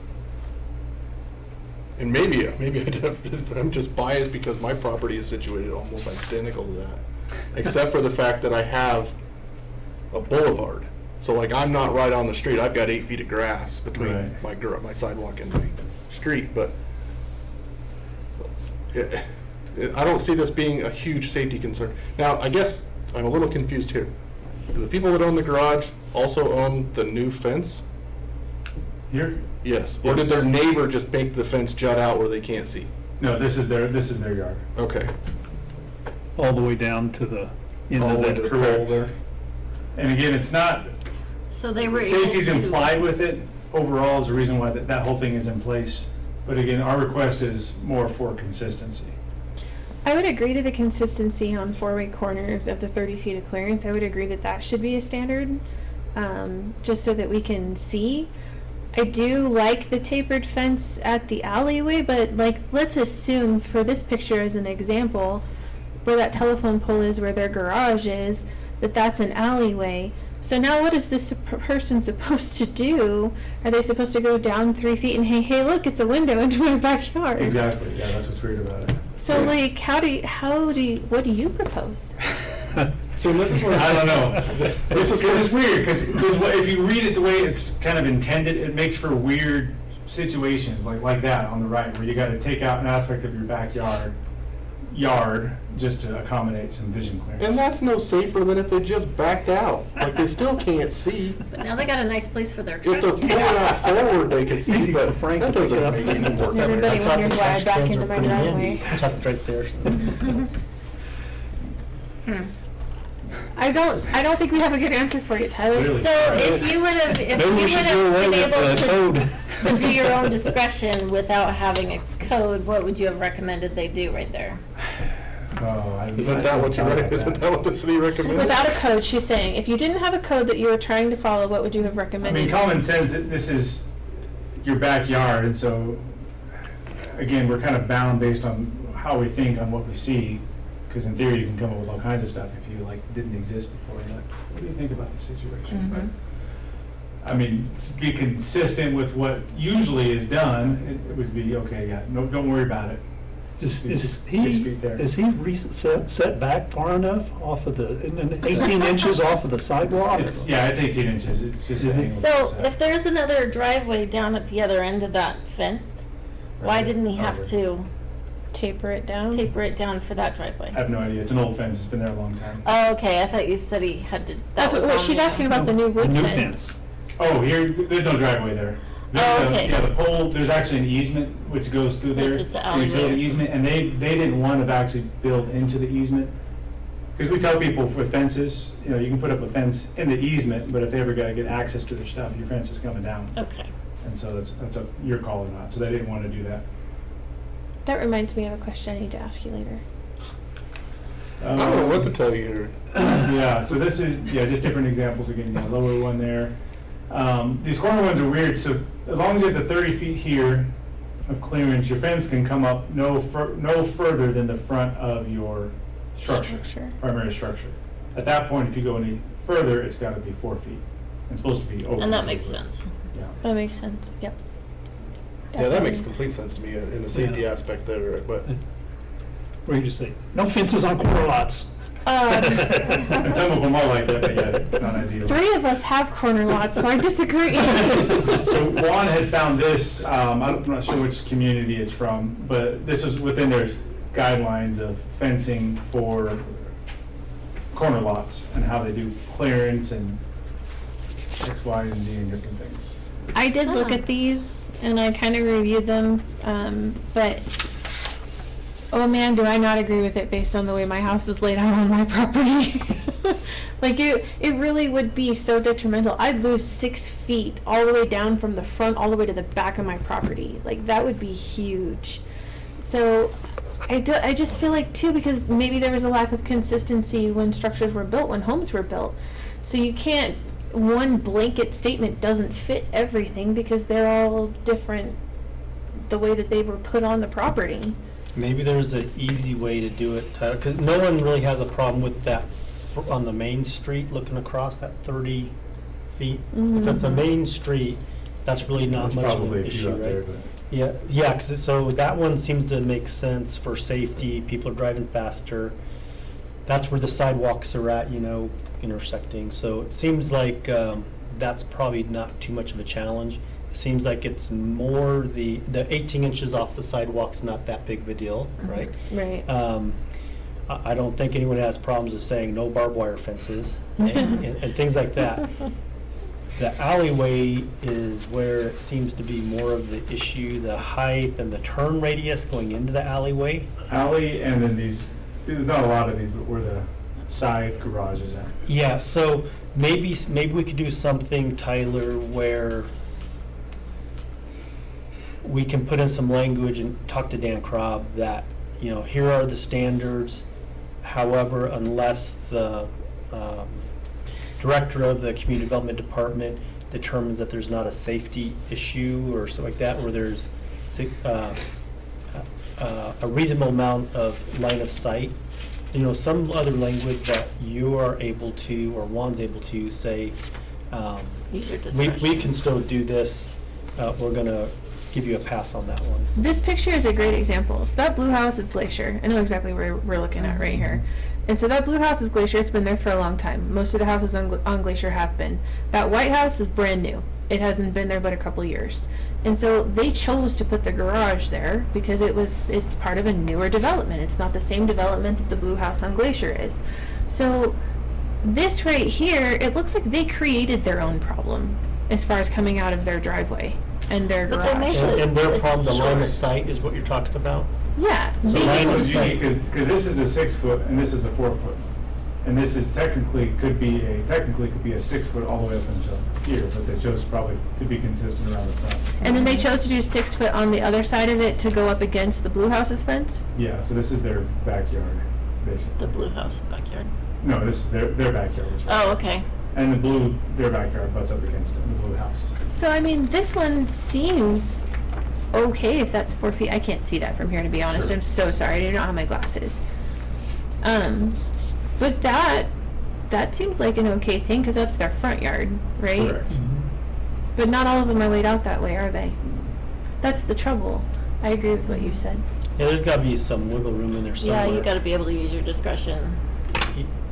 And the other thing, Tyler, and I think you're here when we had these discussions, when people wanted to go up to that 18 inches off the sidewalk. However, the city had a right-of-way that was wider, so they had to stay more than 18 inches to keep within, or out of the city's right-of-way. And then we said we would allow it with a special permit. However, you would have to get on your homeowner's insurance, if you're going to do that, if there's an accident or something else, you have to have the city listed as additionally insured. So I talked with Dan Kropp about that last year because the situation came up, and Dan agreed with I. He said, that's the dumbest thing I've ever heard. And that that shape you and put that the best obligation. thing ever. So, yeah, because there was a situation that came up where it was this old part of town where the right-of-way was, but no sidewalk was ever actually constructed, so he assumed that he could build his fence way up here. Or actually, no, technically, it's supposed to be way back there, but there was trees in the way, and so you have to build it in between the trees and stuff like that, and so. So what, in the city's right away? He ended up pulling back, because he went forward, he didn't want to wait around, but yeah, I talked with Dan about that overall. When did the 18 inches thing come around? The 18 inches, that's been quite a while. Yeah, that's in city code, over 2008. Mine's like right on the sidewalk. Yeah, there's some that are. If I tear that down, do I gotta move it 18 inches? It's all the fence is just getting taller. The other one, Tyler, that in the past we used to hear was, before we get a fence permit, do we have to do a property pin, locate property lines to verify it's gonna be on your property? And we used to have a document that said we highly encourage you to. That's basically what we do. That's still the same? Yeah. Well, so- those aren't always right. If I would have Correct. followed that on my Applewood Street house, because Karen, she kept telling me and if that was the case, my fence would have been 6 Oh, I feet remember into that. my neighbor's garage. I mean, yeah, it was way off. They kept telling me I only had this much room over here when really I had this much room over here because the rest of it was on my neighbor's property. So I think that's, I mean, you can visually look at it and if it got built wrong, but I got that corrected when I sold the house, but still, or when I refinanced. I remember that. That was Yeah. a Did they move nightmare. the pins? No, they just did the survey correctly. It was just plotted wrong. Well, then they had to relocate pins. You can't find the pins. I Well, don't know if but I the think they new- found one pin. That's all they need. And it was on the corner, so. Yeah. So yeah, I don't know how it got so messed up, but Huh. I don't know what to tell you. I think we just might have did even worse. Yeah, we don't need barbed wire fences and that kind of stuff. Yeah. Well, that's in that there. have So, the shorter fences around the front and so on it the sounds like corner lots. you guys still want us to just make and- discretionary calls. Yeah. And We're if we throwing need you to in put the that bus. Or extra- if you want, you and Juan research more and see if there's something different out there that you guys would like to follow versus what we have, Okay. you know. But it's hard when every situation is different. I mean, it's not like we're in a new community where Could that, everything is cookie Maybe just cutter. implement it on, like, if you want to do something like that, implement it on newer properties. Like, if it's a newer house, this is the fence standard. If it's an older house, it can be put back where it was at, how it was, height-wise and everything else. Grandfather. His grandfather, I mean, because Yeah, and most of them are. I mean, because like if we implemented standards, we wouldn't make everybody go conform to those standards. It's just yeah, what it is. but like if you tear it, like I'll use myself as an example. If I tear my 4-foot chain link fence down and I want to put up a 6-foot privacy fence, I shouldn't have to move it 15 feet off the sidewalk so that people can see down it. You see what I'm saying? Like, it just doesn't make sense. There's always been a fence Or on there, the that's the front. boundary. But it's also only 4 foot tall. Yeah, in the front, it would maintain the chain link, but like to fence off my backyard. Oh, yeah. Per se. Mhm. You know, like it is. You lose 18 inches. the other thing you have to do With that, I too already is, put cement in the ground. now that And they're a welder. putting all of the utility boxes and pedestals right in the front yard. Sure. That's terrible. Okay, that was what question I was going to ask you about those, because I have a utility box in my backyard. I didn't put it there. Right. Like, how is that? There's an easement Easement there. in the back. Yeah, utility it's easement. fully fenced in. Doesn't, well, Yeah. So when they put that, when they gotta go repair it, service it, down comes the fence. It's like all the way in, like it sits between the four of us where our properties come Yeah, together. that's Yeah, not uncommon. That's Yeah. where our house I've got- is. Got this. I got a like- transformer and 3 communication pedestals. Yeah, it's very rare for someone to get in there and have to actually dig all that up. It happens, but most people's faces or fences are pretty safe. All right, I'll move on to the second one here. Materials. We thought you were done. They all done. So, just asking, so these are pictures around town of the different type of fencing materials. Some of these are hard to see. Hodgepodge-ish kind of fencing that people have around town. Not aesthetically the most appealing overall. Looks better than pallets. I would say that sometimes. I would say sometimes people do that because like they move into a house, they don't have a fence, but they have a dog, and so they have like Exactly for one of those. they're trying to do something temporary. But I think if there does need to be some kind of standard there saying yes, you can have this temporary fence, which is clearly rebar and what is it? Chicken wire. Like you can have this temporary fence, but you have X amount of time to. So that's my question here, is because we don't have any approved aside from barbed wire. No approved. People could put in whatever they wanted around town for a fence. I mean, you could- Yeah. I feel like that should be standardized, standard fencing We don't material. want chicken wire. So the question is though, and the challenge is that what do you say and do? Because one, here's some creative ones. That around town. looks So you better got- than you got some wheels, ones. you got whatever those are. That is with outlook actually and all things. 2x4s Yeah, I mean, screwed it looks together. unique. I was gonna say that actually I'm looks telling kind you, of that is cool. a beefy can't see it. fence. But then you also have, these are not in town, but you got people doing creative Oh my things with gosh, fencing. the It looks like a crayons piano, one. skis, looks like giant pencils, cards, mirrors of some sort. Is Looks that like a here giant in town? basket. No. No, that's, I don't know where these are. Oh, These okay. are elsewhere. I was like, And that so you would want to be give, cool. I mean, some of them are kind of cool, like this is kind of cool. Mhm.